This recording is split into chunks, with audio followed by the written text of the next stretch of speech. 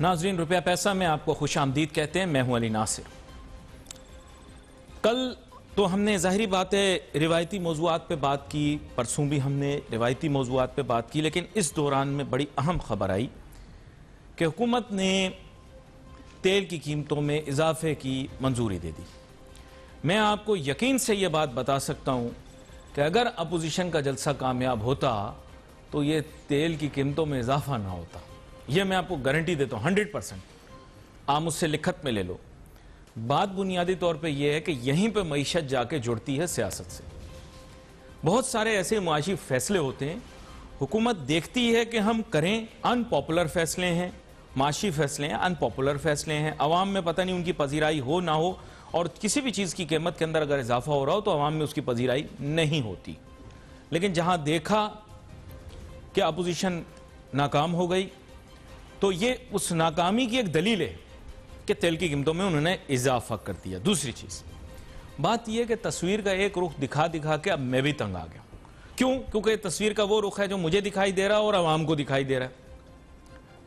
देखें, हम एक रुख है ना, दूसरा रुख, हमारा रुख, दोनों रुख, 3 रुख, 4 रुख, 5 रुख, जितने भी बना लो, ये हमारा रुख है। महंगाई से हम तंग हैं, बेरोजगारी से तंग हैं, है ना, मुल्क में मुलाजमतें नहीं हैं। एक बात कर रहा हूं, ये बुनियादी चीजें हैं ना, इनकी वजह से हम तंग हैं। लेकिन हर तबका इससे तंग नहीं है। वो कहते हैं साहब हम तो फल रहे फूल रहे हैं, ये अवाम क्यों शोर मचा रही। उसका एक जो आप कहें जीता जागता सबूत यह है कि शुमारियात में यह बताया जा रहा है कि LSM लार्ज स्केल मैन्युफैक्चरिंग के अंदर इजाफा हुआ। महीना बा महीना हो, जो भी शोबा तहकीक ने मुझे बताया, और यह कहा है कि मईशत दोबारा से पटरी पर आ गई। अब यहां पर सवाल यह पैदा होता है कि मैंने 2 साल, 2.5 साल, 3 साल बड़ा रोना गाना किया, हाँ जनाब देखो ये भी वैसे ही निकले जैसे पिछले थे, वगैरह वगैरह। जो भी मैंने बोलना था मैंने बोल दिया, और लोगों ने भी जो जहर उगल सकते थे उगल दिया। उसमें यह चीज एक्सेप्टेड है कि वो सच होगा, लेकिन टू बी वेरी फ्रैंक, लोगों में कोई जोश जुनून नहीं है, दे डोंट केयर। और इस तरह के इंडिकेटर्स जो हैं वो इस चीज के रिप्रेजेंटेटिव हैं कि बाय एंड लार्ज हमारी इंडस्ट्रियलिस्ट भूखे नहीं मरेंगे। याद रखो, आप और हम भूखे रह लेंगे, इंडस्ट्रियलिस्ट भूखे नहीं मरेंगे। इनको नोटू पैसा भी अगर अपना लगाना होगा ना, दूसरे मुल्क में जाके लगा देंगे, ये भूखे नहीं मरेंगे, ये एंजॉय करेंगे लाइफ, मजा नहीं लाइफ। समझ में आई? ये आप और हम ख्वार होते रहेंगे, बेवजह लोगों के नारे लगाते रहेंगे। इनका कारोबार A1 चल रहा है, और फिर मंजन भी ये A1 बेच रहे हैं। उसकी वजह यह है कि इनके कारोबार में तो बेहतरी आ रही है। मैं नहीं बोल रहा, शुमारियात बोल रही। गरीब आदमी रुल जाए, पेट्रोल महंगा हो जाए, बिजली महंगी हो जाए, ये अब आप लोगों ने साबित कर दिया कि this doesn't matter, you don't care, more of the same. आपको पता है ना, बीवी पहली दफा जब मार खाती है ना, बहुत चीखती पुकारती है, मुझे मारा है, ये वो, मैके भाग जाती है ना। फिर उसके बाद रोज का वतीरा बन जाता है, रोज की आदत बन जाती है, खामद रोज हाथ उठाता है। बीवी को भी आदत ही लगती है, चलो रोज 2-3 चपात या थप्पड़ मार जाता है, तो वो आदी हो जाती है। इसी तरह हमारी अवाम है। अयूब खान ने चीनी के दाम बढ़ाए तो इन्होंने लाठी के साथ उसकी तस्वीर लगा दी रेलवे स्टेशनों पे, जो आए वो अयूब खान की तस्वीर को डंडा मारे कि चीनी की कीमत में उसने इजाफा कर दिया। फिर उसके बाद बदतरीज हुकूमतें आती गई, उन्होंने हर चीज की कीमत में इजाफा कर दिया।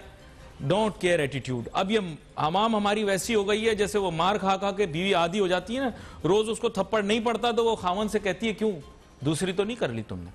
तो बुनियादी तौर पर मसला यह है कि अब हमारी आवाम यूज्ड टू हो गई है, they have got condition to this kind of life. मेरे साथ बहुत ही अहम मेहमान शामिल गुफ्तगू होंगे, जनाब इश्तियाक बेग। लोग मुझे कहते हैं कि मैं हर चीज में मनफी पहलू तलाश कर लेता हूं, मनफी पहलू तलाश नहीं करता। यकीन करो मेरी आंखों में आंसू आते हैं। कल मैंने अपनी नजरों से देखा कि कूड़े में से लोग खाना निकाल रहे थे। मैंने वीडियो भी बनाई, फिर मैंने डिलीट कर दी, लेकिन बनाई। क्यों निकाल रहे थे आई डोंट नो, डाल रहे थे, निकाल रहे थे, क्या कर रहे थे मुझे कुछ समझ में नहीं आई। मैंने तस्वीर वीडियो बना ली उसकी। जनाब इश्तियाक बेग साहब, आपका ताल्लुक PMLN से भी है, आप एक ताजिर सनतकार रहनुमा भी हैं, अपनी सनत भी चलाते हैं। तो सबसे पहले तो जनाब मैं आपसे पूछना चाहूँगा कि आपका बयानिया फेल हो जाने पर और आपका माशी नुकात के ऊपर वाविला करने के बावजूद अवाम का लाहौर में ना निकलना, इस चीज़ की गवाही देता है कि अवाम इसके बारे में बॉदर्ड नहीं है कि महंगाई बढ़ रही है, क्योंकि वो इसके जानिब बिल्कुल राग़िब नहीं हुए। क्या कहना चाहते हैं आप? Ali sir, first of all, thank you very much for inviting me to your show. It's always a pleasure to be in your show. देखिए, आपने दो चीज़ें कही हैं अपने इंट्रो के अंदर। एक तो आपने लार्ज स्केल मैन्युफैक्चरिंग का जिक्र किया है।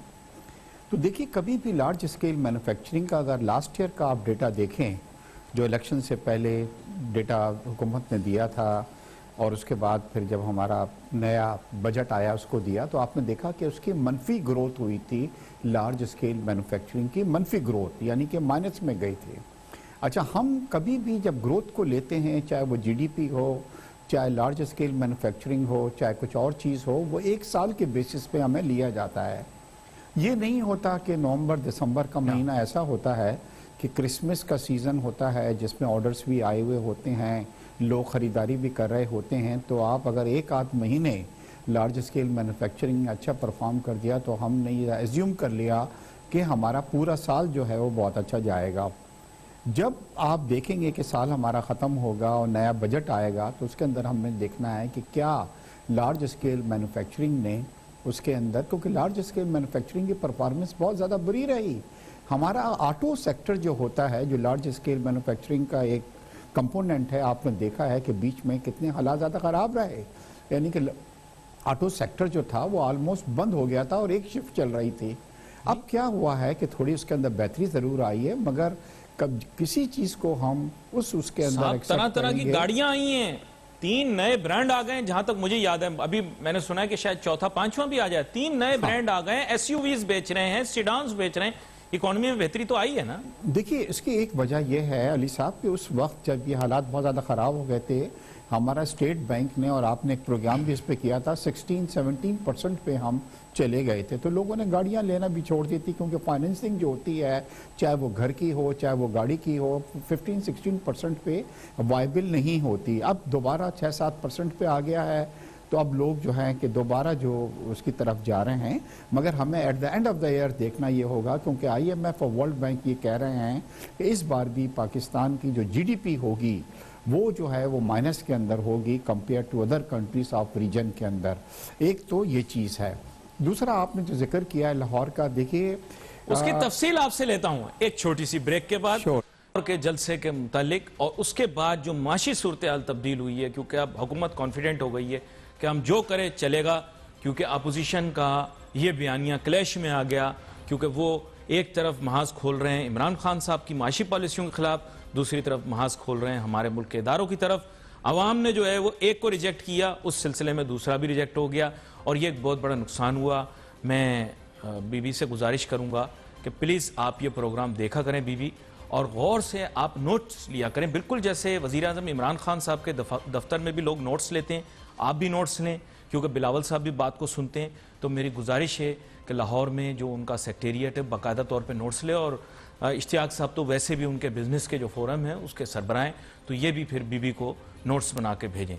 यहाँ पर हम छोटी सी ब्रेक लेते हैं, ब्रेक के बाद वापस आते हैं, गुफ्तगू जारी रखेंगे।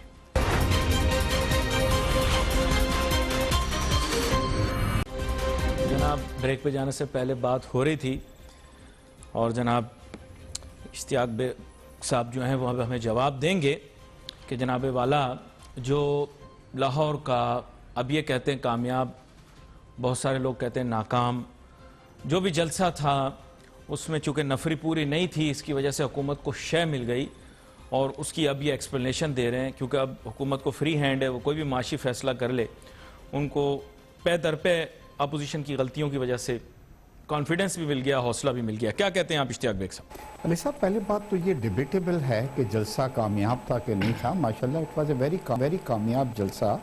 मेरी वहाँ पे जो लोग मौजूद थे उनसे बात भी हुई है जी जी, और एक बड़ी तादाद लोगों ने इसके अंदर अटेंड की। और फिर एक चीज़ मैं आपको और भी बतलाता चलूँ कि इसमें सिर्फ पॉलिटिकल पार्टीज़ के लोग नहीं थे, इसमें एक बड़ी तादाद उन लोगों की भी आई थी जो महंगाई से अफेक्ट हुए थे, उन लोगों के भी आई थी जिनकी जॉब्स चली गई हैं, उन लोगों की भी आई थी जो PTI गवर्नमेंट की गवर्नेंस से बहुत ज़्यादा डिसअपॉइंटेड हैं।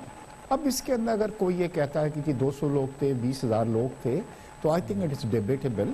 मगर एक चीज़ आपने नोट की कि इससे पहले जितने भी जलसे हुए और हुकूमत के ऊपर प्रेशर आया और उनको ये बतलाया गया कि जी कितने प्राइसेस शुगर के और आटे के ये बढ़े हैं, तो उसके बाद उसके अंदर थोड़ी सी कमी देखने के अंदर आए, ख़ासतौर पर शुगर के अंदर आपने देखा, क्योंकि एक हुकूमत के ऊपर एक प्रेशर बिल्डअप हुआ था, लोगों ने वहाँ पे नारे लगाए थे महंगाई के ख़िलाफ़। मगर ये देखिए कि जो आखिरी जलसा हुआ है उसके बाद अगर हुकूमत ये कह रही है कि उस पर कोई प्रेशर नहीं आया है, तो आपने देखा कि उन्होंने फ़ौरन ही प्राइसेस जो थे बढ़ा दी है, जबकि इस वक्त हमें कोई इस तरह के इशारे नहीं मिल रहे हैं कि इंटरनेशनल मार्केट के अंदर कोई ऑयल के प्राइसेस जो हैं वो घबराए हुए थे ना। देखें, अपोजिशन की तहरीक से हुकूमत घबराई हुई थी, कुदरती फेल है, ये कुदरती फेल है, उनमें घबराहट का एलिमेंट था। आप कह रहे हैं डिबेटेबल है, चलें, अगर डिबेटेबल भी हो जाए तो यही बहुत बड़ा क्वेश्चन मार्क है, क्योंकि हमें ऐसा तासुर दिया जा रहा था कि पता नहीं नौजुबिल्ला कोई पहाड़ वगैरह तोड़ दिया जाएगा, लेकिन इवेंचुअली क्या हुआ। और देखें सर, ये गलतियां हो जाती हैं। मैं आपके सामने मुख्तसर रखूंगा इश्तियाक बेग साहब,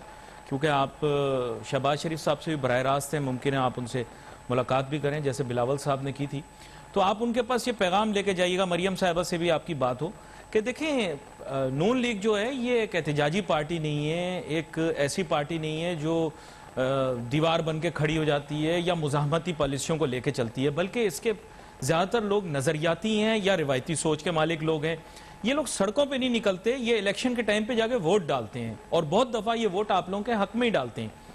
तो इनको सड़कों पे लाने की कोशिश ना करें, क्योंकि मुझे आज भी याद है कि मेरे वालिद साहब सरकारी अफसर थे, बहुत हम परेशान थे जिस दिन नवाज शरीफ साहब को मुशर्रफ साहब प्रोग्राम देख रहे हैं इन्होंने कैद किया था, तो ऐसा सोचा जा रहा था कि लाहौर की सड़कों पे कत्लेआम हो जाएगा, लेकिन यकीन करें किसी चिड़ी ने पार नहीं मारा।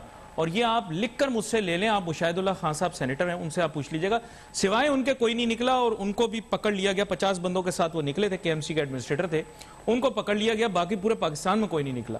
तो आप वो गेम क्यों खेलना चाह रहे हो जो आप जीत नहीं सकते हो? आप वो गेम खेलो जो आप जीत सकते हो। पब्लिक सपोर्ट अगर आपके साथ है, don't have to show street power, it is eventually going to its outcome is going to show in the election. क्या कहते हैं आप? अली साहब, थोड़ा सा डिसएग्री आपके साथ में करूंगा कि देखिए लोगों की मेंटालिटी बड़ी बदलती रहती है। आपने सही कहा कि नून के जो सपोर्टर्स से ज़्यादातर वो लोग थे जिसका बिजनेस कम्युनिटी से ताल्लुक़ रहा है, जो हमेशा ये सोचते थे कि मुस्लिम लीग जो आएगी तो उनकी बिजनेस में भी बेहतरी आएगी, जॉब्स मिलेंगी। और आपने ये देखा है कि जब मियां नवाज शरीफ साहब को घर भेजा गया तो 5.8% जीडीपी आई थी, जो 13 साल के अंदर हाईएस्ट हमारी जीडीपी थी, जो एक साल में गिर के 1.9 पे आ गई थी, और दूसरे साल गिर के पाकिस्तान की तारीख के अंदर -0.4% के ऊपर चली गई थी। तो पढ़ी लिखी डिबेट में ही पार्टिसिपेट करें ना, जैसे आप बोल रहे हैं नंबर्स फिगर्स के अंदर ही बात करें ना। क्यों सड़कों पे लोग लाना चाह रहे हैं जिनमें ज्यादातर झंडे भी किसी मजहबी जमात के हों, तो क्यों अपने आप को आप इतना ज्यादा वो करते हैं? दूसरा अली साहब, मैं आपको ये बतलाऊंगा कि ये सही नहीं है कि लोग नहीं निकलते। लोग मैं जब मियां नवाज शरीफ साहब अपनी बीमार बेगम साहिबा को वहाँ पे छोड़ के और अपनी बेटी का हाथ पकड़ के यहाँ पे गिरफ्तारी देने आए थे, मैं खुद वहाँ पे मौजूद था लाहौर के अंदर। और अली साहब, मैं कोई एग्जैजरेट नहीं कर रहा हूँ, जितने लोग मैंने सड़कों के ऊपर देखे थे वो अनबिलीवेबल लोग थे। फिर देखिए, अब हम इस जलसे को, जो जितने भी जलसे हुए हैं, चाहे वो कोयटा के अंदर हुआ हो, लाहौर में हुआ हो, ये वार्म अप मैच हैं। तो इसको वार्म अप मैच को आप ये नहीं कह लें कि फिनाले है या जिस बंदे ने सारा काम किया, जिस बंदे ने सारी मेहनत की, उसको आपने जो है वो साइडलाइन कर दिया, उसको जनाब बंद करवा दिया, और बाकी सारे लोग नहीं। जो सीधी बात है, शहबाज शरीफ जेल में बैठा भी ये सोच रहा होगा कि यार सारी मेहनत मैंने की है, तो नंबर दूसरे ले जाना चाह रहे हैं। मेरे साथ फिरदौस शमीम नकवी साहब पीटीआई की जानिब से, माजरत कौसर आमिर साहबा ज्वाइन कर रही हैं हमें पीटीआई की जानिब से। कौसर अहमद साहबा, आपको वेलकम करता हूं शो में। 12 प्रोग्राम में आप हमारे तशरीफ भी लाती रही हैं, माजी में भी, अभी भी। तो कौसर साहबा, हम बात ये कर रहे थे बुनियादी तौर पर कि माशी तौर पर पॉलिसियों पर बात करनी थी PMLN ने। इन्होंने महंगाई का भी चर्चा किया, बेरोजगारी का भी चर्चा किया, करप्शन की भी बात की, लेकिन बंदे नहीं इकट्ठे कर सके, जिसकी वजह से हुआ क्या कि आज आपकी हुकूमत को शय मिल गई। आपने पेट्रोल की कीमत भी बढ़ा दी, मुस्तकबिल में पता नहीं किस किस चीज की कीमत बढ़ाएंगे। उसकी वजह यह कि अपोजिशन का ये बयानिया जो कि वो मईशत को लेकर चल रहे थे कि माशी तौर पे दबाव का शिकार हैं, वो शायद अवाम में डाइजेस्ट नहीं हो सका। क्या कहते हैं आप?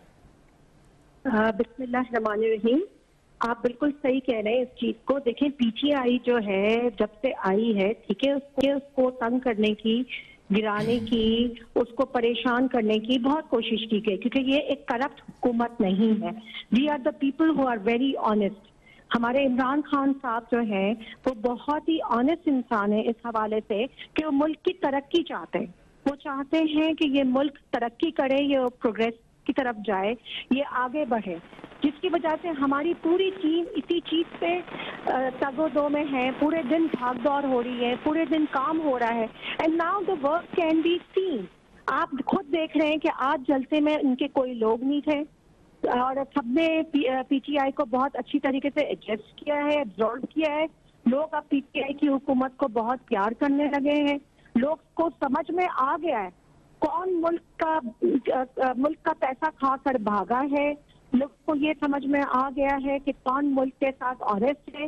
देखिए, अवाम बेवकूफ नहीं है, अवाम जानती है, अवाम अक्ल और शऊर रखती है। अपने वोट से वो जो चेंज लेकर आए, जो तब्दीली लेकर आए, आज वो तब्दीली हम सबको दिख रही है।